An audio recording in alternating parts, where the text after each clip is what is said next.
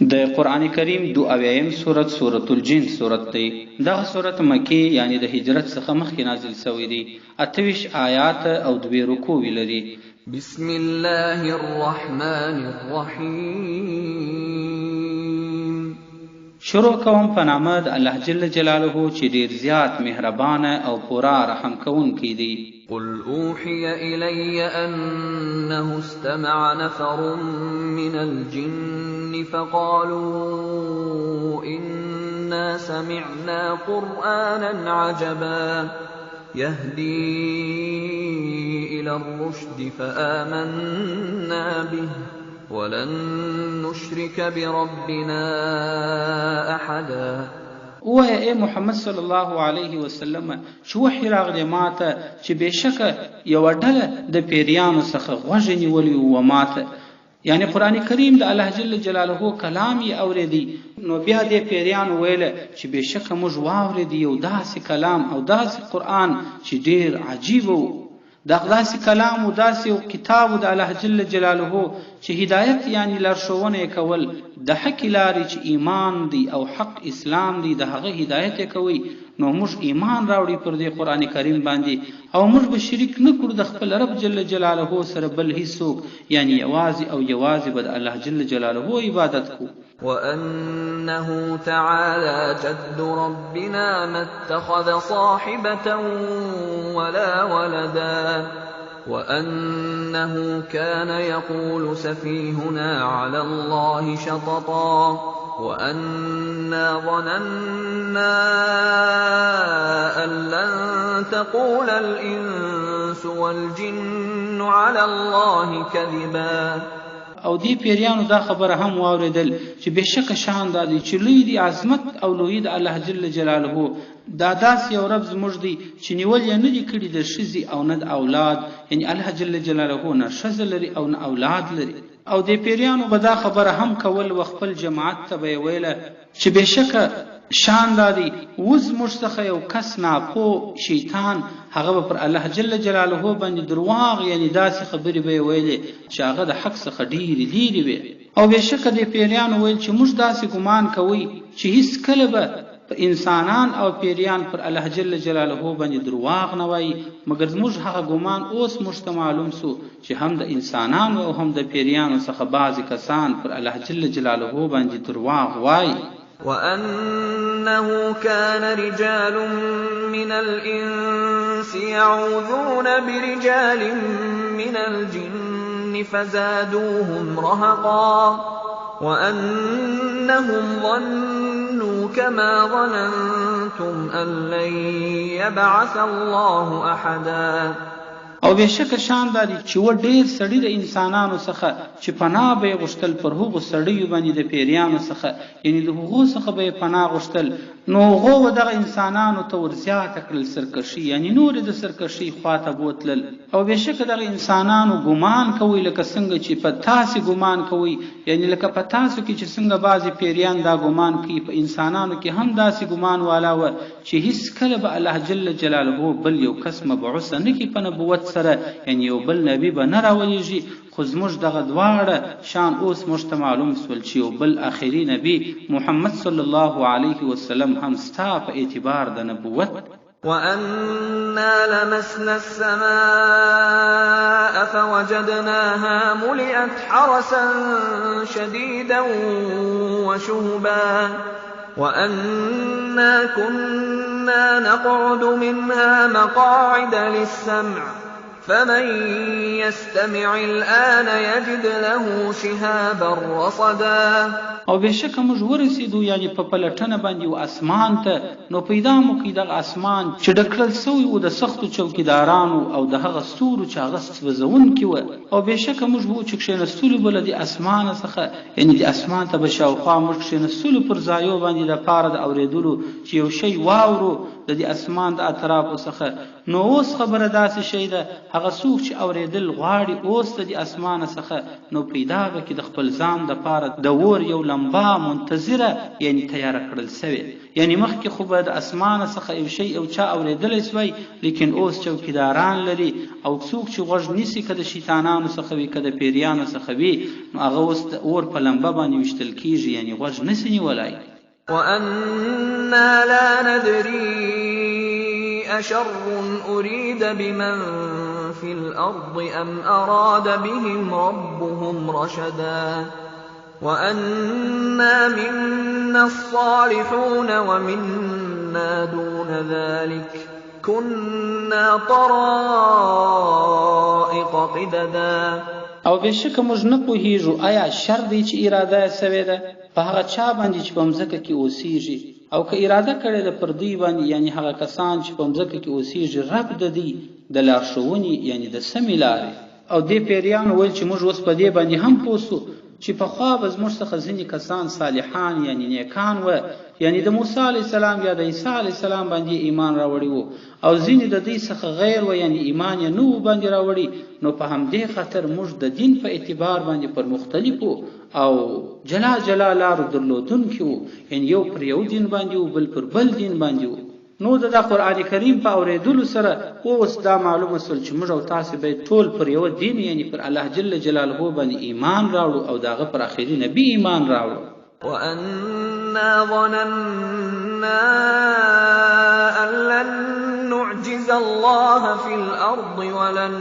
نُّعْجِزَهُ هَرَبًا وَأَنَّا لَمَّا سَمِعْنَا الْهُدَىٰ آمَنَّا بِهِ فَمَن يُؤْمِن بِرَبِّهِ فَلَا يَخَافُ بَخْسًا وَلَا رَهَقًا. او دې پیریانو دا خبره هم وکړل وخپلو هغه نورو پیریانو ته چې یقیني موږ باور کوو او علم لرو چې موږ به هیڅکله پر مځکه کښې الله جل جلاله عاجزه یعنی ناتوانه به یې نه کړو چې چیرې په مځکه کې یو ځای ځینې پټ سو، او نه به هیڅکله د تښتېدلو په اعتبار الله جل جلاله عاجزه وګرځوو چې اسمان ته ځینې پورته سو. او بېشکه موږ کله چې واورېدی هدایت یعنی قرآن کریم، نو ایمان مو راوړي موږ پر دې قرآن کریم باندې. نو هغه څوک چې ایمان راوړي پر خپل رب جل جلاله باندې، نو بیا به نه بیریږي د نقصان د تاوان څخه د خپلې نیکۍ چې د ده نیکۍ دې کمې سي، او نه به د زیادت او برابدوالي څخه بیریږي چې کمې بدي یې کړي دي پر هغه باندې الله بلابد سزا ورکړي. وَأَنَّا مِنَّا الْمُسْلِمُونَ وَمِنَّا الْقَاسِطُونَ فَمَنْ أَسْلَمَ فَأُولَٰئِكَ تَحَرَّوْا رَشَدًا وَأَمَّا الْقَاسِطُونَ فَكَانُوا لِجَهَنَّمَ حَطَبًا. او بېشکه موږ چې یو ځینې زموږ څخه مسلمانان دي او ځینې زموږ څخه ظالمان یعنی کاږه دي، نو هغه چې الله جل جلاله ته غاړه کښېږدي یعنی ایمان راوړي، نو همدغو کسانو قصد کړی دی الله جل جلاله ته د سمې صفا یعنی د اسلام د لارې. او هر څه چې هغه کسان دي چې کږېدونکي دي یعنی ظالمان دي، نو وی به دوی دوژخ لره لرګي او خاشاک یعنی د دوژخ او جهنم د اور د سوځولو سامان او اسباب په جوړ کړل سي. وَأَن لَّوْ اسْتَقَامُوا عَلَى الطَّرِيقَةِ لَأَسْقَيْنَاهُم مَّاءً غَدَقًا لِّنَفْتِنَهُمْ فِيهِ وَمَن يُعْرِضْ عَن ذِكْرِ رَبِّهِ يَسْلُكْهُ عَذَابًا صَعَدًا. او که دا خلق برابر سی یعنی دا خلق د مکې کچیری برابر سی پر صحیح او سم لاره باندې روان سی چې د اسلام لاره ده، نو خامخا به موږ وچشو په دې باندې ډېرې اوبه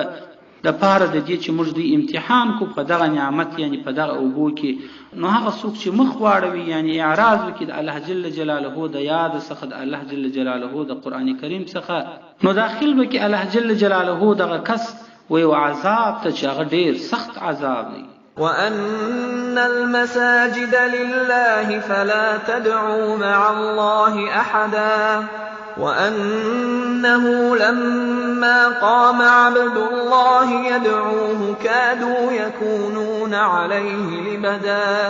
او بشک مساجد یعنی مسجدونه او د سجدي ځایونه دا د پاره د الله جل جلاله دي، نو تاسو مو بولئ د الله جل جلاله سره بل هیڅوک یعنی شریک مور سره نسی.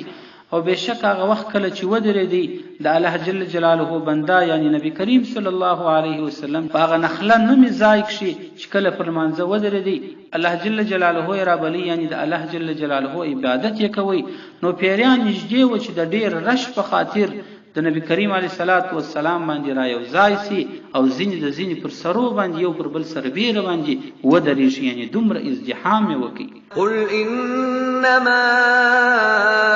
ادعو ربي ولا اشرك به احدا قل اني لا املك لكم ضرا ولا رشدا. نو اے محمد صلی الله علیه وسلم چې بشک زه رابولم خپل رب یعنی الله جل جلاله رابولم او زه شریک نه نسم دغه الله جل جلاله سره بل هیڅ. او اے محمد صلی الله علیه وسلم بشک زه مالک نه یم یعنی زه طاقت او توان نه لرم تاسو د پاره د یو تاوان او د ضرر رسولو او نه د یو خیر رسولو طاقت نه لرم مگر کوم څه چې کیږي د الله جل جلاله په اراده سره کیږي. قل اني لن يجيرني من الله احد ولن اجد من دونه ملتحدا الا بلاغا من الله ورسالاته ومن يعص الله ورسوله فإن له